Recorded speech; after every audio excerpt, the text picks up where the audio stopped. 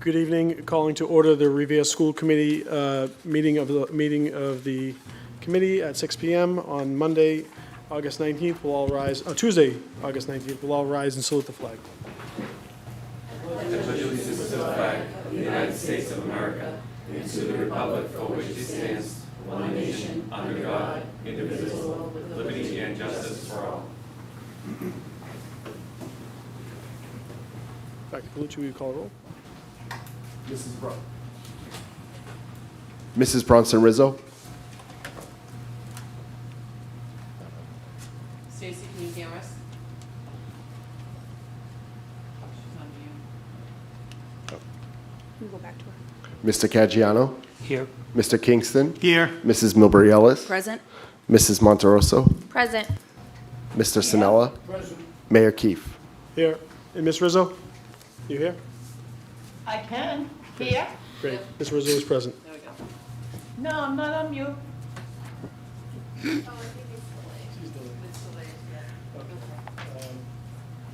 First item on the agenda is recognition. That we don't have. We're not recognizing anyone this month. Yes, I'm here.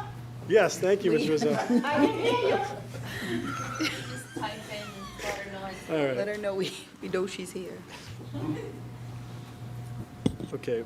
We have the consent calendar. Motion to approve the consent calendar. Any discussion? Second. Any discussion? No. Roll call. Mrs. Bronson Rizzo.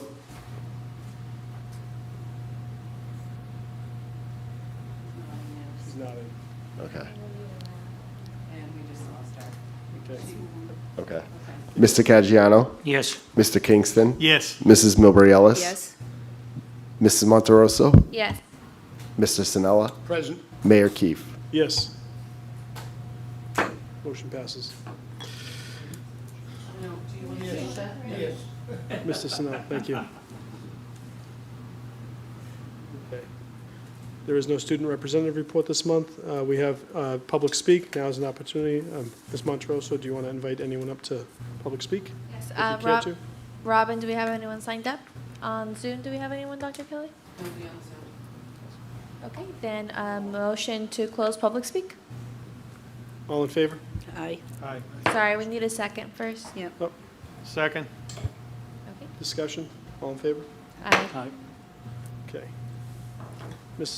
Dr. Kelly, Superintendent Report. Thank you, Mr. Mayor.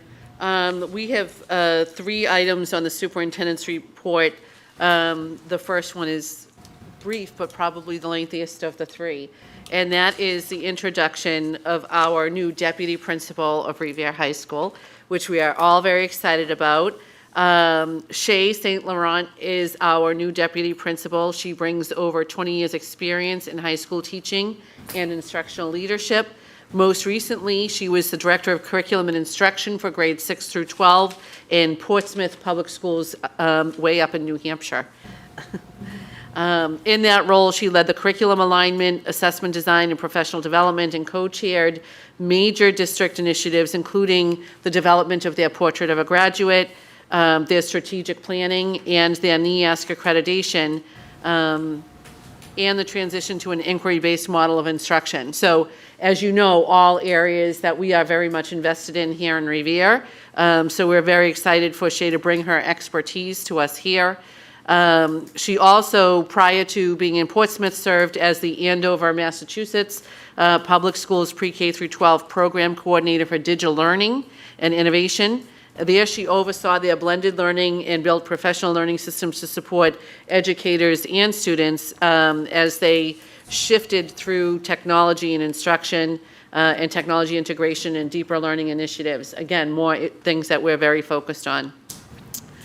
Shay's leadership has consistently focused on creating relevant, rigorous, and student-centered learning experiences, priorities that deeply align with our vision of competency-based learning.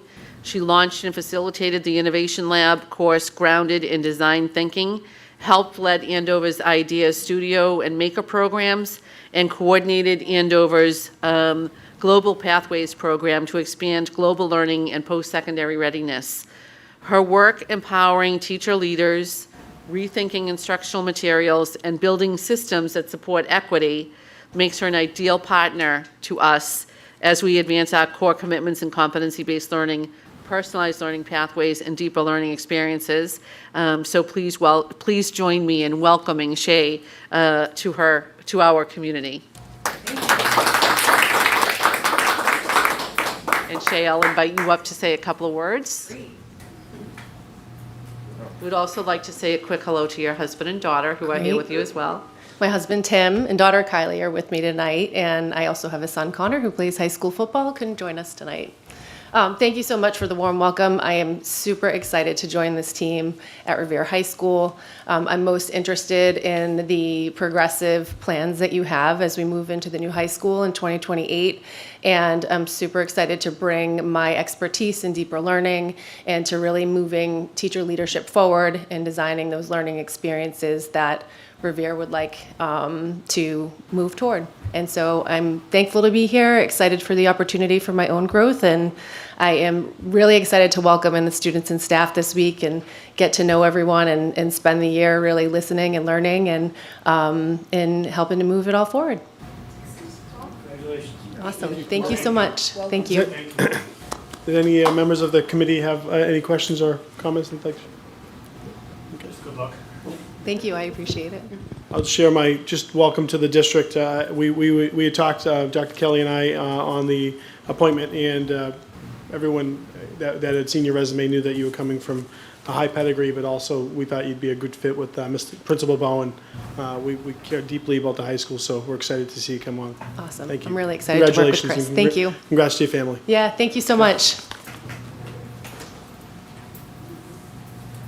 Now you have to take her to Revere Beach for a nice fancy dinner. That's right. That's right.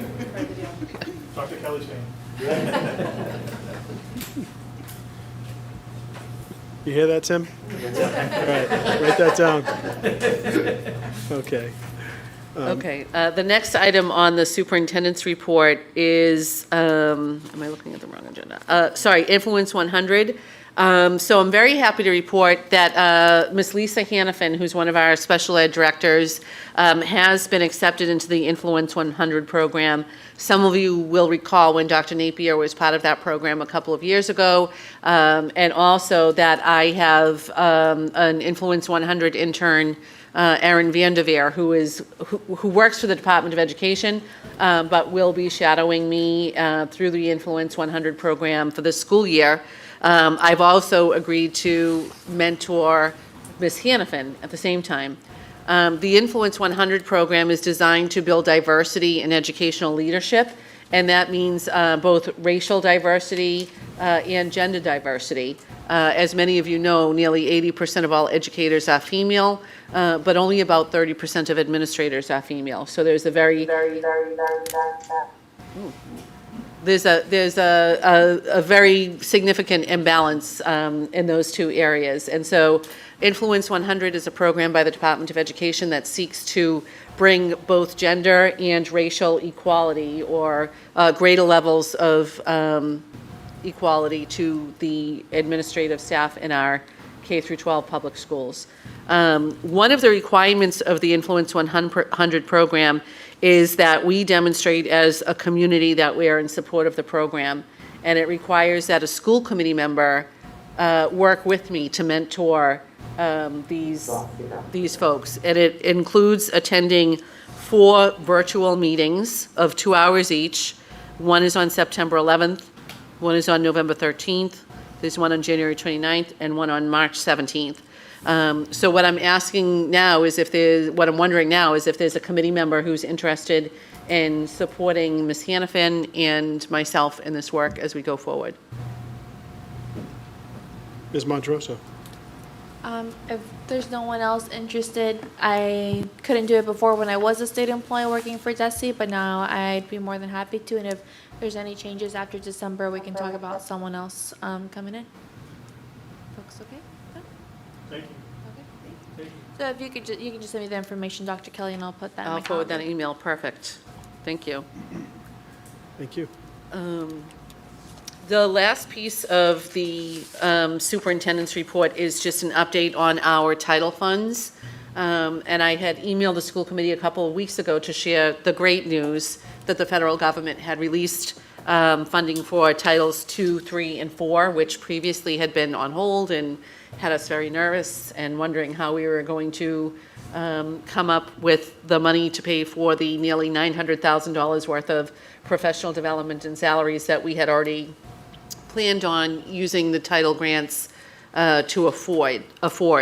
So the figures are slightly lower for FY26 than they were for FY25, but not in a way that's going to make a significantly negative impact on our ability to implement the pieces that we had been funding through those 3 grants. So just briefly, our Title II grant this year is a little bit over $309,000. Those funds are primarily used to support high-quality instruction and professional development. So we use these Title II funds to pay for parts of the salaries of 2 of our curriculum directors. It also pays for one of our math coaches, and it also pays for professional development on MTSS, the multi-tiered systems of support, which we're currently engaged in throughout the district for all teachers. And we had planned on using the Title II money to support the creation of the year-long plans that the NEASC report said we had to revisit at the high school. And so thankfully, now that that funding has come through, we're going to be able to continue that work. Under Title III, which is primarily targeted to our English learner students, we are receiving $378,568. And these funds, again, will be used to support our EL paraprofessionals who help teach our English learner students in small breakout groups, do some one-on-one tutoring, and it will also fund our professional development for all staff and how to better support English learner students. And it will pay for our extended day, extended year programs for our English learner students. Finally, Title IV. Title IV is geared around making sure students have a well-rounded education. And that grant came in at $259,000, just a little bit over $259,000. And thankfully, we had added a health teacher a year ago through that grant, and we'll be able to support that position again this year. We are also using Title IV funds to help develop our fine arts curriculum and expand that program as well. And we also use that funding to pay for our AP exams so that that burden doesn't fall on our students. And so we're very thankful to be able to continue all of that work now that the federal government has supported us with that funding. Ms. Milbury Ellis. Dr. Kelly, what was the first use for the Title IV? I missed that. It's to ensure that students have a well-rounded education. So it helps pay for the kinds of programs that often get cut when budgets get tight, like health and wellness, fine arts, advanced coursework like AP classes, all of that. Did you say that there was was there a particular position? A health teacher that we were paying through that grant, yeah. That's what it was. Thank you. Thank you, Dr. Kelly. And that's, unless there are any questions. Any questions on the title funding? No, thank you. Okay. Thank you. Thank you. Okay. Subcommittee reports, I don't believe we have any today. Oh, we do, I apologize. Mr. Caggiano, that's right, safety. Okay, we met on August 3rd, August 13th, on a safety audit, a long-awaited audit. It was 130 pages long. And the meeting was attended by 2 representative guideposts, Dr. Kelly and her administration, school committee, fire, chief of police, the mayor, city councilor. It was very detailed. First, it came in with an overview. Then it broke down each of the schools, and then they had some suggestions. And we broke into executive session when we went through each and every individual school. It told us a lot of things we're doing right, and some things we need to work on, and some of the things we didn't even think of, like tying our system up to the police department and so on. So going forward in the next couple of weeks, we're going to make a committee consisting of some of our school committee people, as well as fire, police, and administration. And then we're going to really go through it in detail. And then that committee will make a presentation to the school committee as a whole on what we need to do at every school. Some of it is easy fixes, and some of it will take a while. Thank you. Thank you, Mr. Caggiano. Ms. Monterosso?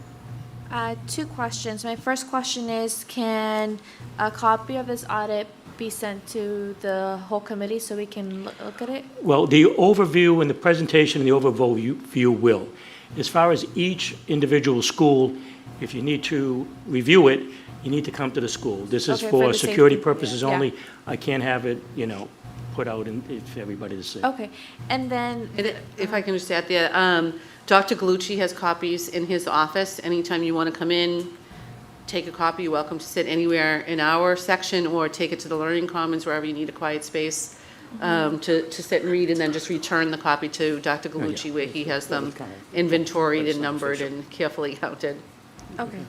And then this committee that you're speaking about, Mr. Caggiano, is it just the safety subcommittee with the chief of police and the other person? Yeah, we're going to put a committee together with fire and police and administration and some of Okay. us.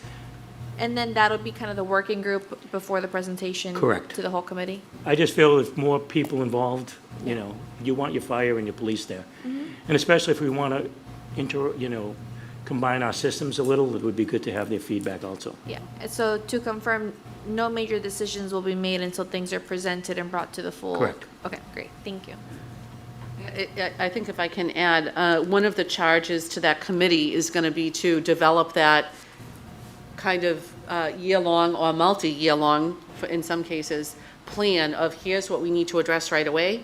Here's what we're going to figure out that we have to budget into the next budget season to make sure we can pay for, and all of that. So that committee would establish all of that. We'll try to break it And then present down. it to the school committee We'll as try a to break it down suggestion. in whether it be a year or two, 30 days, 60 days, 90 days. So it's going to be very intense. And I just want to commend you, Mr. Caggiano, and the members of that subcommittee. You have taken on now a multi-year long project that is really, sensitive for our schools and the safety, and the way you've involved all the major decision makers across the city, so we can, at the end of this year, come out with a plan that will strengthen the safety of our schools. We heard the community, you jumped on it as the chair of that, and I think this is not something every school district does. So the fact that we've been able to bring someone in and you've led the whole subcommittee in the community through this, I think is really amazing. So thank you. Thank you. Okay, thank you, Mr. Caggiano. We're on motions. We have a motion by Vice Chair Monterosso. Yes. So the meeting calendar was approved in June, but I was giving birth, so I was not here. And we didn't realize, I think, that the September 16th meeting date, there's already no school because there could be there is one preliminary election. So I wanted to ask, instead of bringing everyone in on their day off, staff, if we could move it either to the second Tuesday or the fourth Tuesday, whatever folks prefer. But we usually wouldn't have scheduled the meeting that day if we had realized that there was a preliminary. So I don't know what folks prefer to increase. I'm sure we have more attendance, and then I can just make the motion for whatever date the majority of folks prefer. Yeah. I would, yeah, we usually move meetings to the 4th, but I know there is a Jewish holiday that day, so if anyone prefers not to. The 9th. Yeah, I'm agreeable with moving it to whatever accommodates, Yeah, the need, so it's fine. There's no school for, the 16th. The 16th, there's no school for the preliminary. The Beachmont School for the elections. In the high school. In the high school. yeah, but it's only Ward 1. The high school's not being used, no schools are being used. But we had already approved the calendar to cancel school, and one school is still going to be used, the Beachmont. Yeah, We're gonna lose the school day for no reason. The school calendar's already been done, and there was always a little bit of a contention with having school. So last year, or 2 years ago during the elections, there was some concern that there would be having school during a preliminary or any election would limit access to the school, create parking issues, and deter people from going to vote. So that's why the school decided to take a look at those days as either professional development or days that there would not be school. I can understand if it were the old Lincoln School was being used and everything, but it's just a primary, okay, Correct. So, thank you. But ultimately, having a schedule well over a month out to schedule a school committee meeting on a day that the building's being occupied probably makes good sense. okay, so then with The that, 9th seems to work for everyone. 9th works? I'm put a motion in to make the school committee meeting, pardon me? I can't make a motion as a chair, correct? you can second the motion, I- Mr. Mayor. Does anyone have a motion? Yes, a motion to move the September meeting to the 9th. Second. We have roll call, please. Any discussion? None? And roll call, please. One information that any member cannot make it is that I haven't heard any. So I know I can make it, Ms. Melbury Ellis, so it looks like I saw something that somebody was going to be, okay, never mind. That was for the, There was concern about moving it to the 23rd. But I it's believe that Yom one member Kippur. was going to be out of town, and also it's Rosh Hashanah. Rosh Yeah. Hashanah, Okay, pardon me. thank you. roll call, please. Mrs. Bronson Rizzo,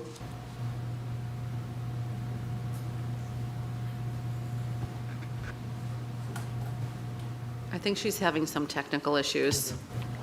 Mr. Caggiano, Yes. Mr. Kingston, Yes. Mrs. Milbury Ellis, Ms. Monteroso, Yes. Mr. Sinella, Yes, Mayor Keefe. Yes. Motion passes. And the second motion is to approve the student activity accounts. Do we have any? Second. Roll call. Mrs. Bronson Rizzo, Mr. Caggiano, Yes.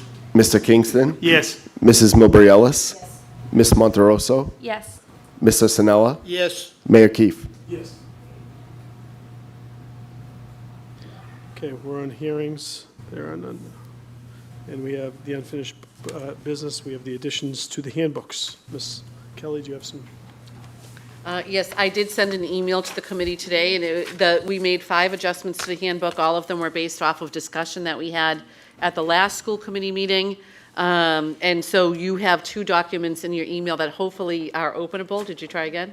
I'll try. Okay. If you can't, let me know, and I can have Mrs. Flynn, who actually made that document, see if she can adjust it. I did reach out to her today, and she said everybody who has the link should have access. But the link that's right in the email brings you to a document that just identifies the changes and what page number they're on so that you can go look at them. And then within that document, there is at the top in the first table, which is the link to the guide for students and families, there is a link that will take you into the full document, and then you can look at the page number that's in the summary to go actually see exactly what's in there. But we did summarize the language. The only big thing that I think the committee would really want to take a look at is the Revere High School cell phone policy.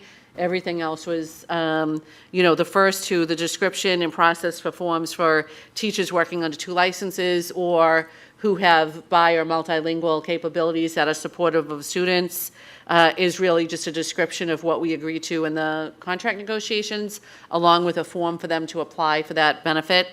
The second one is the same type of thing, but it's for the operations assistants under the AFSCME contract. Those are our secretaries. And then in the student handbook, the 3 changes, the first was the Crown Act language, which you've all already looked at under the anti-discrimination required by law. The second is the language for the competency determination, which again, you already looked at and voted in January. It was just a matter of including it in the handbook. And then the third is the cell phone policy for the high school. And that refers to the kids having to lock up their phones in the locker units in the classroom, and that they're not allowed to use them in the hallways or take them to go to the bathroom or any of that shenanigans.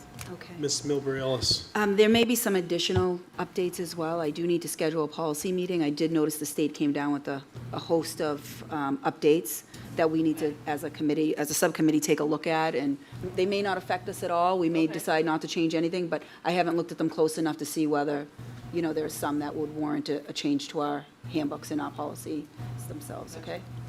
Mr. Chairman, Mr. Sinella. through you to the superintendent, a little more clarification on opening of school Monday and the phones, they will be put away and enforcement is the responsibility of whom? So the high school has come up with their policy, and they have those locker systems in every homeroom. Every classroom is going to have one of those locker systems that the kids have to lock their phone in at the start of the class period, and they don't retrieve it until the end of the class period. If there are guidelines in there, if the students are insubordinate, which refusing to lock your phone, refusing to hand over a phone that's not been locked appropriately, being on a phone is insubordination, the students will be disciplined per the protocol in the handbook. And that will be, I mean, the teachers will deal with it at the first level. If the student's being insubordinate to the teacher, then the administration will step in and deal with it from there. All right, the teachers are responsible for the initial aspect of it. Yep. Is this the policy that was in effect last year? It is similar. The difference last year was that we didn't have the lockers. The kids didn't Okay, that's- actually lock the that's what phone I'm up. asking. So this is different. And then also last year, there was a progressive discipline system in place that was in the handbook. That I sell a million spaces for? So, Mrs. Rizzo? Oh, she's muted now. All right, I think my concern is last year it was kind of haphazard. This seems a little more functioning, but the teachers are to be directly involved, whether it be reporting and/or, okay, Yep. fine, thank you. Thank you. Ms. Monterosso? Okay.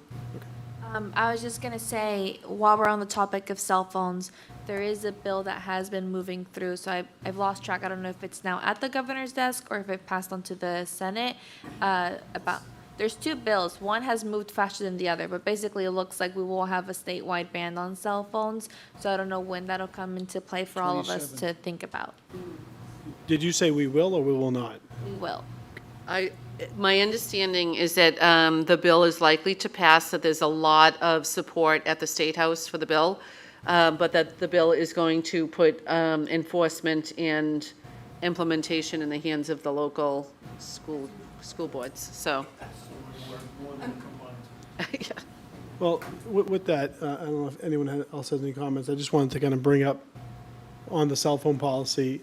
You know, we know that we all believe it's the right thing to do, and we know that there's not 100% buy-in.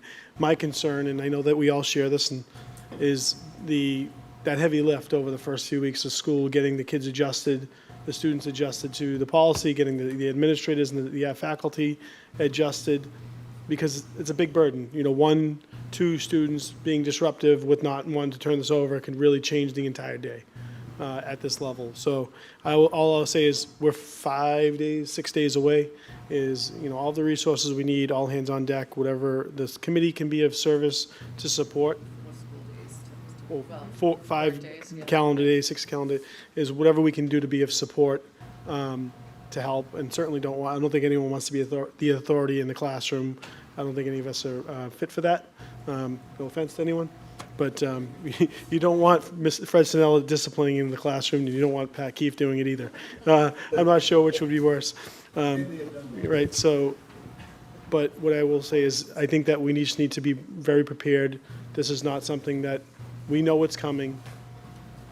And, you know, just, we should not be shocked on Thursday or Friday or the following week if there's some issues that arise. We need to, you know, go where, Dr. Galucci, we need to go where the puck's going to be. And we know where the puck's going to be, so let's get there, okay? And you have my full support, and whatever I can do, or whatever we can do to help, please let us know. Thank you. Do we have to approve the, no, we don't have to approve that. That was just updates, correct? I think what we could do is, excuse me, during the next policy meeting, we'll definitely take a look at the cell phone policy, the new in-house policy, and make sure that it's incorporated in a way that's consistent with what the committee had, the intention of the committee, the last go-around when we put, you know, pen to paper with the policy. And now that we have these lockers, just to make sure it's smooth and, we cover our bases with the policy itself. And if I could also add, maybe asking John and the communication team to start really hitting this out there on the social media platforms that we know the students are using and the parents are using. Again, there's a small minority that will be the vocal minority that are not happy with this, but the overwhelming majority, including we're starting to see at the state level, are supporting this because they know how disruptive it has been to the learning environment for everybody, teachers and faculty and students, of course. So I think it's And something. yeah, that we I can- know that Mr. Bowen has sent information to all parents already on Parent Square, but we can repeat it and have Mr. Lenz do a more public, maybe do an article for the Journal for next week or something. An article, and again, I think the social media hits will be, whether it's Instagram and it'll grab another niche of student base. We'll take a rash with it as well, so just be prepared. We have to support it. We have to support this. It's important. Thank you. Yes, Mr. Mayor, we just had one more item from the last meeting moved over to unfinished business, which was the bench dedication for Richard, and Mr. Kingston added this to the agenda. Thank you. The PTA reached out. Richard was a longtime volunteer at the Lincoln School. They received a donation of a bench, so no cost to the school department.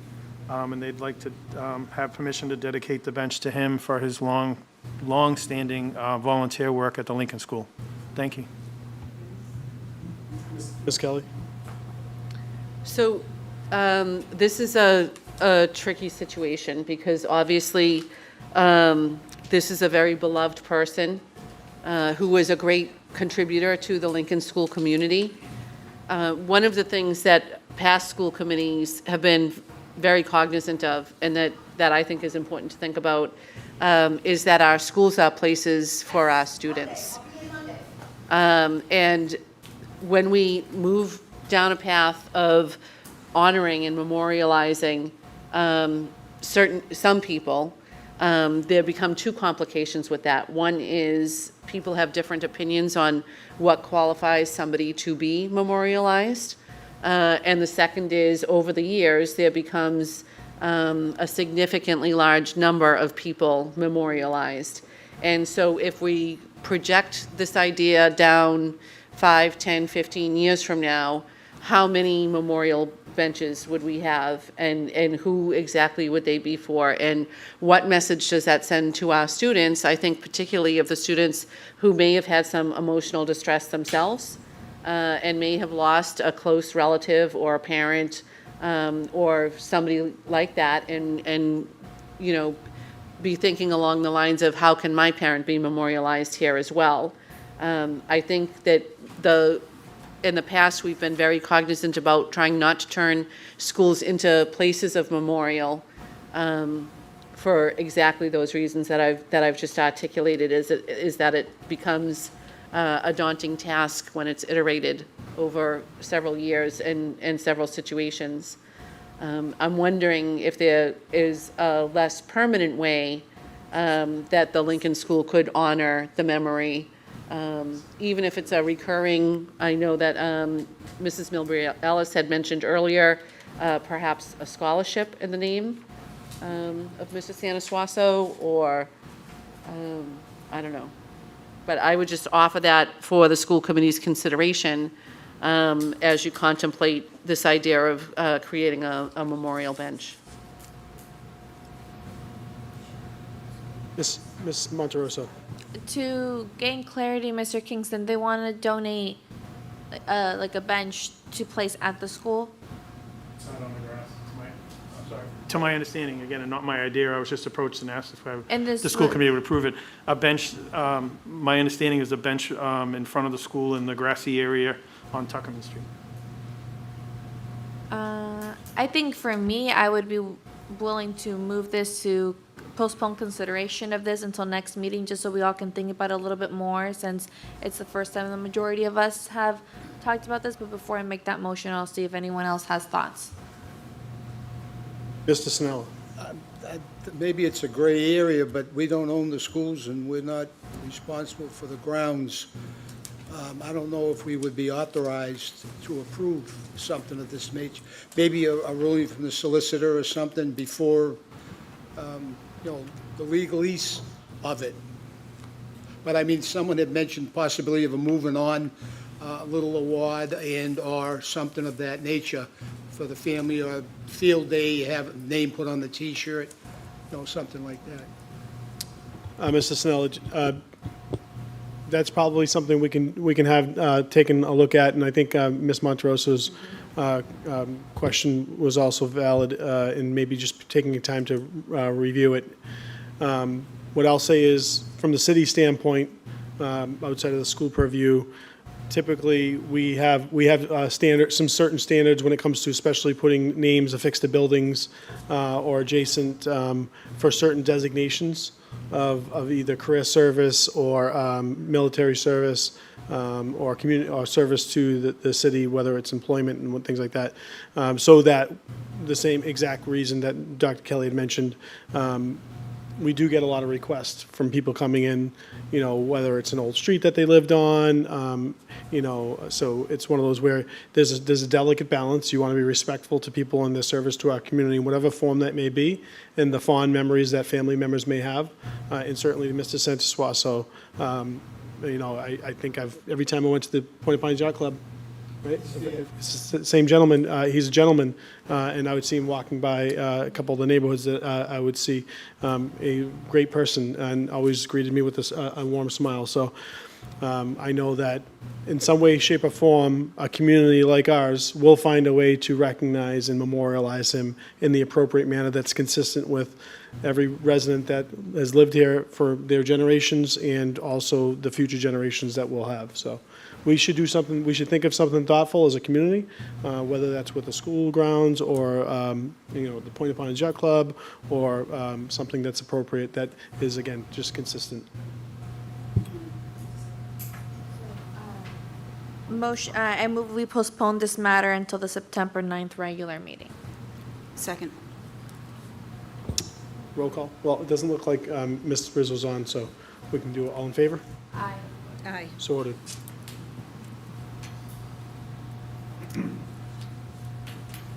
We have